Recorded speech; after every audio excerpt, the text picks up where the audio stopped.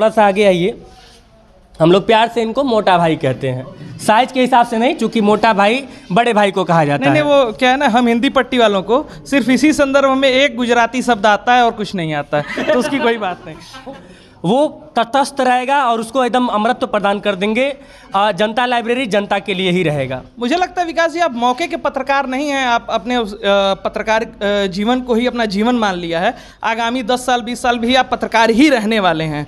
अगर कुछ तल बिचल नहीं पड़ा तो बड़ा विधायकी का सीट नहीं मिला तो मिलने वाला भी नहीं है। ठीक ठीक, तो क्यों नहीं मिलने वाला? क्योंकि बेखौफ जो इस तरीके के लोग हैं ना, उनको नहीं मिल रहा है ये सब। अब आज़ादी के 75 साल बाद भी शिक्षा व्यवस्था में सुधार वाला भाषण हम लोग सुन रहे हैं। यह दिन कब मतलब कि दूर होगा और इस पे सरकारें, चाहे वो कोई भी सरकार हो, पुरानी पूर्वी सरकार नहीं हो, वर्तमान सरकार, चाहे कोई भी, यह बात सुनना कब बंद होगा, यह भाषणों से कब हटेगा यह विषय, इसका इंतजार रहेगा और इसका इंतजार बहुत शिद्दत से रहेगा। एक लाइब्रेरी ऐसी होनी चाहिए, मेरे हिसाब से, मेरा ऐसा मानना था, जिसमें रोक टोक ना हो, थोड़ी मतलब पढ़ने लिखने को लेकर एक आज़ादी हो, तो बस उसी आज़ादी। विज्ञान का छात्र आर्ट की किताबें भी पढ़ ले और आर्ट का किताब विज्ञान की भी किताबें पढ़ ले। आप तो जानते हैं बहुत सारे लोगों ने IIT छोड़ी है, बीटेक को छोड़ा है अंतिम में, और वो साहित्य की तरफ मुड़े। नहीं दिया जला पाए, उसका मलाल जरूर हम जैसे लोग अभाव में मैंने पढ़ा है। फीस नहीं था, साइकिल से गोरखपुर गया हूँ, आया हूँ, प्राइवेट MA किया हूँ।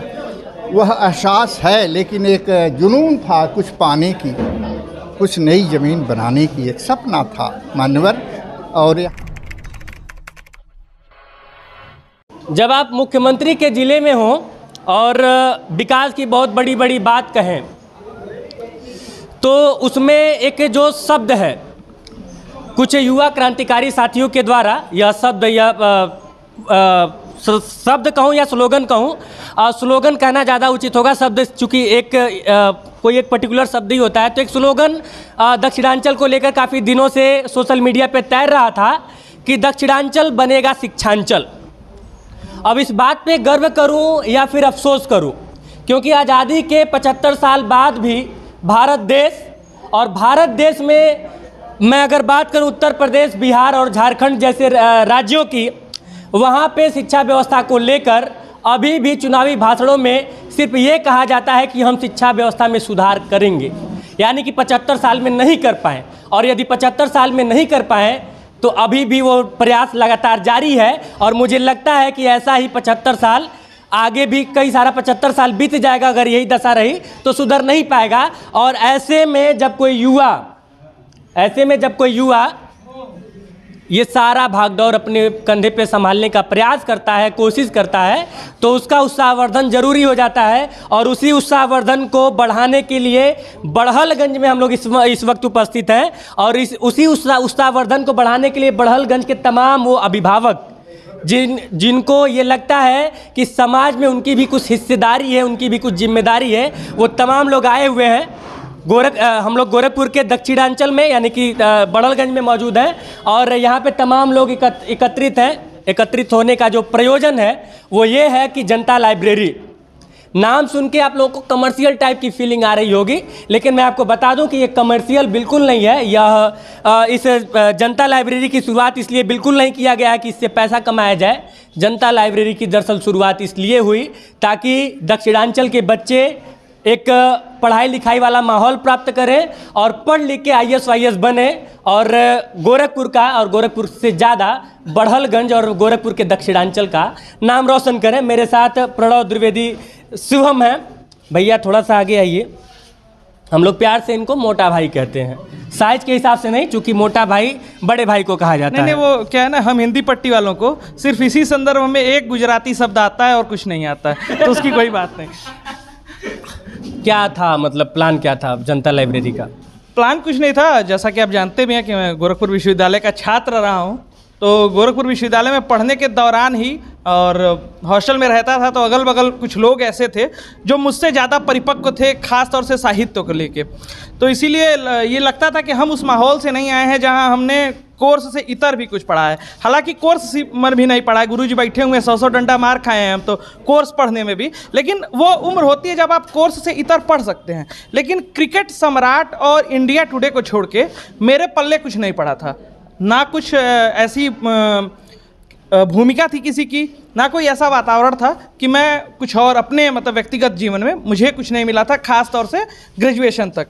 लेकिन विश्वविद्यालय में जाने के बाद ऐसा लगा कि हम महरूम हैं इस चीज़ से। और क्यों है कि कोई अगर बीएससी केमिस्ट्री, साइंस, फिजिक्स वाला लड़का है, वो चाहता है, सपोज करिए कि आप किसी कवि की कविता पढ़ना, वो लाइब्रेरी में जाता है, उसको डांट दिया जाता है कि तुम तो साइंस पढ़ते हो, तुमको साहित्य की किताब से क्या मतलब। कोई बीए कर रहा है इंग्लिश से और वो गलती से चला गया कि उसको साइंस की कोई किताब चाहिए, तो उसके ऊपर रोक है। यानी इस पूरी व्यवस्था में रोक जो है ना बहुत बड़ी भूमिका बनी, और ये विश्वविद्यालय में भी था। तो एक लाइब्रेरी ऐसी होनी चाहिए मेरे हिसाब से, मेरा ऐसा मानना था, जिसमें रोक टोक ना हो, थोड़ी मतलब पढ़ने लिखने को लेकर एक आज़ादी हो। तो बस उसी आज़ादी, विज्ञान का छात्र आर्ट की किताबें भी पढ़ ले और आर्ट का किताब विज्ञान की भी किताबें पढ़ ले। आप तो जानते ही हैं बहुत सारे लोगों ने आईआईटी छोड़ी है, बीटेक को छोड़ा है अंतिम में, और वो साहित्य की तरफ मुड़े हैं। तो अगर किसी के मन में ऐसे ख्याल बुन रहे हो तो जनता लाइब्रेरी अपनी दोनों बाहें खोल के उनका अभिनंदन करने के लिए ही बनाई गई है। बहुत ज़्यादा समय आपका नहीं लूँगा, चूँकि आप तमाम अतिथियों के स्वागत में लगे हुए हैं, लेकिन सर पे हाथ रख के कसम खाइए जी, जो बात अपने भाषण में आपने कहा उसको निभाएंगे। जनता लाइब्रेरी चवन्नी अठन्नी वाला जो आपने स्लोगन बोला, उसको मैं डायलॉग भी कह सकता हूँ, वो तटस्थ रहेगा और उसको एकदम अमरत्व प्रदान कर देंगे। जनता लाइब्रेरी जनता के लिए ही रहेगा। मुझे लगता है विकास जी आप मौके के पत्रकार नहीं हैं, आप अपने पत्रकार जीवन को ही अपना जीवन मान लिया है। आगामी 10 साल 20 साल भी आप पत्रकार ही रहने वाले हैं। अगर कुछ तल बिचल नहीं पड़ा तो, बड़ा विधायकी का सीट नहीं मिला तो मिलने वाला भी नहीं है। ठीक ठीक, तो क्यों नहीं मिलने वाला? क्योंकि बेखौफ जो इस तरीके के लोग हैं ना, उनको नहीं मिल रहा है ये सब। अब वो पूरी प्रक्रिया दूसरी है। जिस दिन जो ये सिद्ध कर देगा कि यहाँ से धनोपार्जन हो रहा है, लाभ कमाया जा रहा है, माचिस उसकी आग लगाने का काम हमारा, लाइब्रेरी उस दिन बंद। चलिए, बहुत बहुत शुक्रिया। और बड़हलगंज के लड़कों को कुछ कहना चाहेंगे?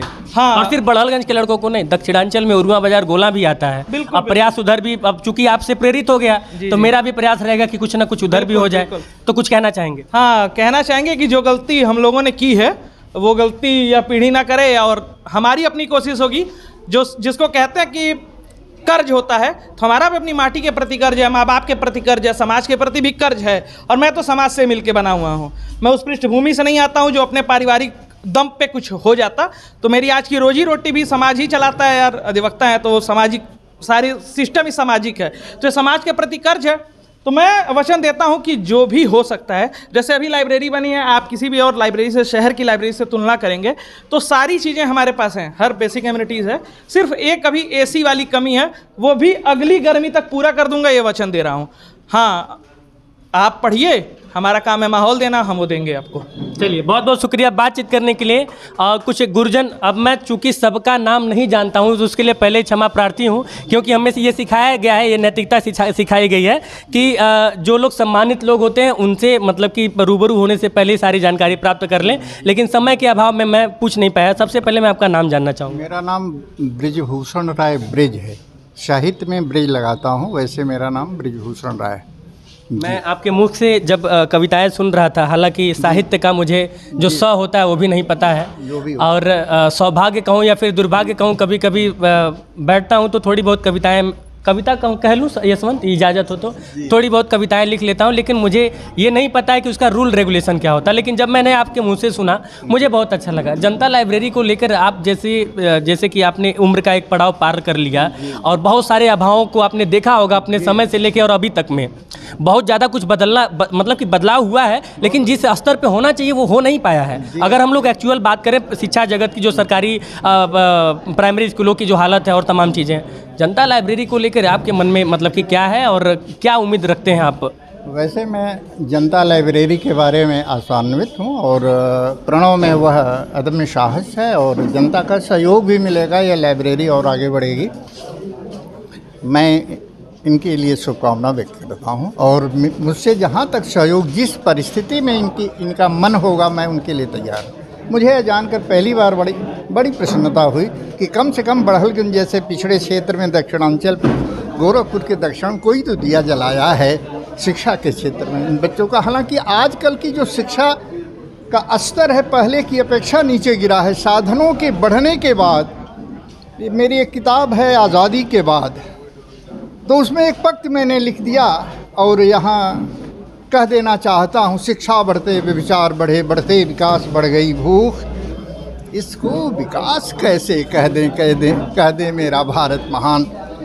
हम ज़मीनी स्तर पर वह चीज़ नहीं उगा पाए, नहीं दिया जला पाए, उसका मलाल ज़रूर हम जैसे लोग। अभाव में मैंने पढ़ा है, फीस नहीं था, साइकिल से गोरखपुर गया हूँ, आया हूँ, प्राइवेट एमए किया हूँ। वह एहसास है, लेकिन एक जुनून था कुछ पाने की, कुछ नई ज़मीन बनाने की, एक सपना था मान्यवर। और यहाँ बहुत लंबी बात, कभी आपका मन होगा तो साहित्य क्षेत्र पर बात मुझसे कर लीजिएगा, क्योंकि ये मेरी 10वीं पुस्तक गोविंद गीत जो सुब्रमण्यम भारती पुरस्कार से पुरस्कृत हुई है। अधिकतर मैं संस्कृत की पुस्तकों का हिंदी के छंदों में, जैसे उत्तरामचरितम भवभूति का नाटक है, कालिदास के बाद भवभूत, उसका अनुवाद, दुर्गा सप्तशती का अनुवाद, कालिदास के मेघदूतम का अनुवाद। लगभग कितनी किताबें अब तक आपके द्वारा? लिस्ट मेरी 11 किताबें हो चुकी हैं। अब सोचिए कि इस नादान को यह तक नहीं पता था कि वो किसके सामने खड़ा है। एक महान हस्ती जिन्होंने 11 किताबें लिख डाली, लिखे तो और होंगी लेकिन 11 पब्लिश हो चुकी हैं। और अभी जल्दी ही पुरस्कार भी आपको मिला है। हाँ जी जी, हाँ, उत्तर प्रदेश हिंदी संस्थान से पुरस्कार। ये हम सबके लिए एक तो प्रेरणादायक बात हो गई और गर्व का भी विषय है, चूँकि गोरखपुर हमारी माटी है और गोरखपुर ज़िले के अंतर्गत जैसे हम लोग बहुत ही, जो यूपी वाले मैंने देखा, खासकर पूर्वांचल वाले, ये बड़े चालाक होते हैं, कहीं ना कहीं से रिश्ता जोड़ लेते हैं। अब आप बड़हलगंज में है तो हम गोरखपुर ज़िले से जोड़ लिए, कोई गोपालगंज का रहता है तो हम लोग कहते हैं पूर्वांचल वासी। तो बहुत बहुत शुक्रिया सर इस बातचीत के लिए और इतना स्नेह देने के लिए। इस उम्र में भी आप इतनी एनर्जेटिक हैं और इन बच्चों को प्रेरणा दे रहे हैं। एकदम, मैं हमेशा हाजिर रहूँगा। बहुत बहुत धन्यवाद सर। क्या नाम पड़ेगा? ओम प्रकाश शुक्ल। जनता लाइब्रेरी चूँकि संघर्षों के दम पे खड़ा हो रहा है और काफ़ी संघर्ष, चूँकि मैं सोशल मीडिया से भी प्रणव जी से जुड़ा हूँ, संघर्षों के दम पे अगर खड़ा हो रहा है तो इसमें मतलब कि बड़हलगंज वालों की क्या भूमिका होनी चाहिए और किस हद तक वो पूरा हो रहा है? जत्र जोगेश्वरो कृष्ण जत्र पार्थो धनुर्धर वाला श्लोक है ना, अंतिम श्लोक गीता का। तो प्रणव जैसे अगर बहादुर हैं तो सारे जो अवरोध हैं पार कर देंगे। इस तरह के आत्मशक्ति की ज़रूरत है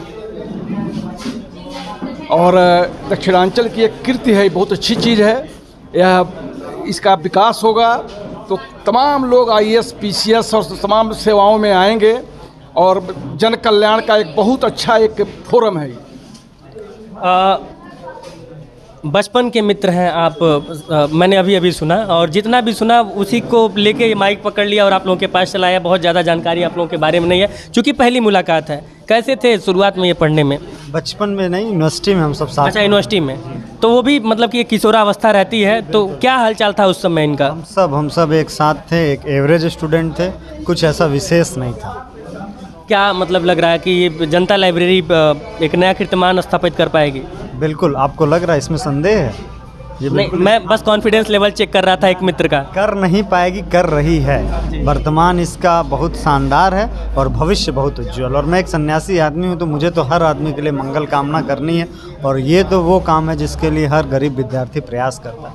कल को कोई अपने भाषण में मंच पे आके ये ना कह पाए कि मेरे पास फीस नहीं थी इसलिए मैं पढ़ नहीं पाया। उनके लिए एक व्यवस्था ये है कि तब लाइब्रेरी नहीं थी, आज ये लाइब्रेरी है, तो आने वाला जो भविष्य का अधिकारी होगा वो अपने बड़हलगंज का तो कम से कम ये नहीं कह पाएगा कि हमारे पास वो मूलभूत आवश्यकता नहीं थी।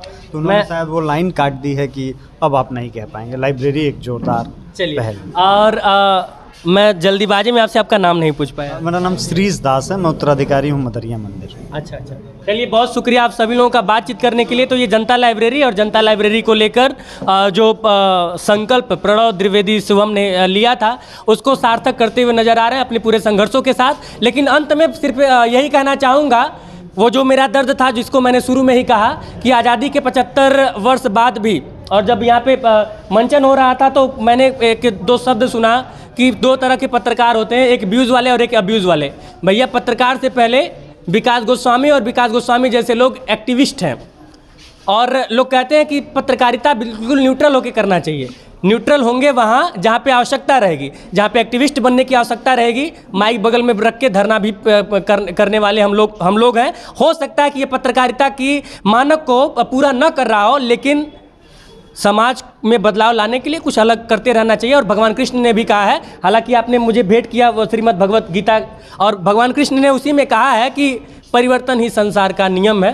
पुराने ढर्रे पे जो पत्रकारिता होती थी, उस पत्रकारिता से परे भी कुछ करना पड़ेगा इस समाज के कल्याण के लिए, तो किया जाएगा। बाकी एक बार फिर से शुभम जी बहुत बहुत शुभकामनाएं, बहुत बहुत आभार गोरखपुर से आने के लिए। नहीं, बगलियन तरह बाकी हाँ, यहाँ जो आता है वो खाली हाथ नहीं जाता है, गीता लेकर जाता है अधिकांश। चलिए, बाकी कैमरे के उस पार से मेरा सहयोग कर रहे थे यशवंत। और लास्ट में जो मैं शब्द कहना चाहता था वो छूट गया। आज़ादी के 75 साल बाद भी शिक्षा व्यवस्था में सुधार वाला भाषण हम लोग सुन रहे हैं। यह दिन कब मतलब कि दूर होगा, और इस पे सरकारें, चाहे वो कोई भी सरकार हो, पुरानी पूर्वी सरकार नहीं हो, वर्तमान सरकार, चाहे कोई भी, यह बात सुनना कब बंद होगा, यह भाषणों से कब हटेगा यह विषय, इसका इंतजार रहेगा। और इसका इंतजार बहुत शिद्दत से रहेगा। बाकी एक बार फिर से कैमरे के उस पार से मेरा सहयोग कर रहे हैं यशवंत, मैं विकास गोस्वामी, और आप इनसाइड भारत टीवी देख रहे हैं। जय हिंद।